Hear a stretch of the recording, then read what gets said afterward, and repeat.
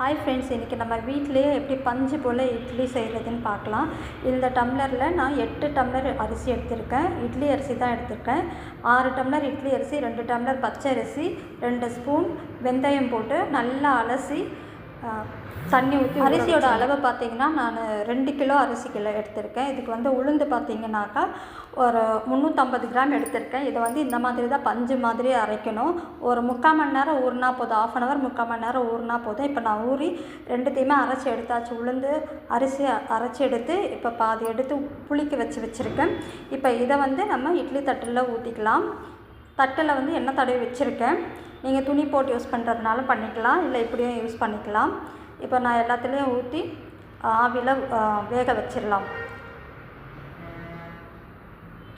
நான் ஆல்ரெடி உப்பு போட்டு அரைச்சிட்டேன், ஓகேங்களா. சோடா மாவில் நான் எதுவுமே யூஸ் பண்ண மாட்டேன், அப்படியே தான் உப்பு போட்டு அரைக்கும் போதே உப்பு போட்டு அரைச்சிடுவேன். இப்போ நல்லா கொதிக்கிற தண்ணியில் தான் வைக்கணும், ஓகேங்களா. தண்ணி கொதிச்சிருச்சு. இப்போ நான் வச்சு மூடிடுறேன். ஒரு 10 to 15 நிமிஷம் இருந்தால் போதும், வெந்துடும். இப்போ இதை கொஞ்சம் நேரம் ஆற விட்டுட்டு நம்ம தட்டில் எடுத்து போட்டுடலாம். இட்லி சூப்பராக வந்திருக்கு பாருங்கள். இந்த ரேஷியோவில் நீங்கள் போட்டிங்கன்னா, நான் சொன்ன அளவில் போட்டிங்கன்னா உங்களுக்கு சூப்பராக வரும், ஓகேங்களா. இப்போ பாருங்கள் எவ்வளோ சூப்பராக வந்திருக்கு, எவ்வளோ சாஃப்டாக இருக்குது பாருங்கள் இட்லி.